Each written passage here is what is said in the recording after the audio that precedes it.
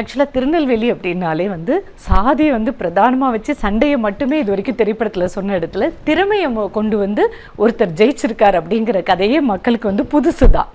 But இதுக்கு பின்னாடி வந்து அந்த கதை எப்படி இருக்குன்னா, ரெண்டு சாதிய மோதல், அதில் திறமையான ஒருத்தன் இந்த ரெண்டு சாதியவுமே அந்த சண்டையுமே திரும்பி கூட பார்க்காம அவனோட லட்சியத்தை நோக்கி ஓடுறான் அப்படிங்கிற ஒரு அழகான கதைக்களம் தான். பட் நீங்கள் உண்மையிலேயே அந்த ஒரு ரெண்டு சாதிய சண்டை அதெல்லாம் இல்லைன்னு மறுக்க முடியாது. உங்கள் கிராமத்தில் உங்களை சுற்றி இருந்திருக்கும். பட் அந்த காலகட்டம் எப்படி நீங்கள் வந்து ஆக்சுவலாக தம்பி அதை ரொம்ப அழகாக சொல்லிட்டேன். ஜாதிங்கிற பேரே அதில் கொண்டு வரல. காரணம் என்னாக்கி அதுவும் அதில் இல்லை. ஆக்சுவலாக அப்படின்னாக்கி அவங்களுக்குள்ள பகைகளை அவங்க தீர்த்திட்டாங்க ஒழிஞ்சு ஸ்போர்ட்ஸை வந்து அதுக்குள்ளே வந்து அவங்க வந்து நுழைக்கவே இல்லை யாருமே.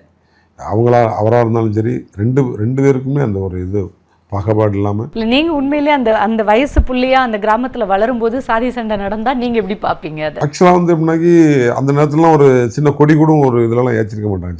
ஜாதி சண்டைங்கிறதுலாம் வந்து பெருசாலாம் வந்து நம்ம டிஸ்ட்ரிக்டில், அதாவது தூத்துக்குடியில் எங்கள் சரௌண்டிங்கில் அதிகமாக வந்ததில்லை. ஏன்னா நாங்கள் விவசாயத்தை நம்பியே வாழ்ந்தோம். ஈவினிங் அதே மாதிரி நம்ம வேலையை தான் டூட்டி தான் பார்ப்பாங்க. குறும்பூர் பஜார் போவோம். குறும்பூர் பஜாரில் அந்த மாதிரி எந்த சாதி சண்டையும் எங்கள் காலத்தில் வந்ததில்லை. அதனால் அந்த ஜாதி சண்டை வந்து எங்கே, அதாவது ஆழ்வார்த்திலிருந்து அந்த பாகுபாடு அப்படிங்கிறது பார்த்து இல்லை. அந்த பாகுபாடு அந்த ஏரியாவில் இருக்காது. ஏன்னா விவசாயம் தானே எல்லாமே ஒரே அது ஒரு 50-60 கிராமம் இருக்குது. இல்லை, இதுலேருந்து என்ன தெரியுதுன்னா நம்மளுடைய ஃபோக்கஸ் படிக்கணும், நமக்கு என்ன வேலையோ அதுலன்னு பார்த்தாக்கா சுற்றி என்ன நடந்தாலும் அது நம்ம கண்ணில் தெரியும். என்னுடைய எய்மே வந்து ஒன்லி நான் கபடியில் விளையாடணும், நான் அதில் ஜெயிக்கணுங்கிற எண்ணத்தில் தான் நம்ம இருந்த முடிஞ்சு.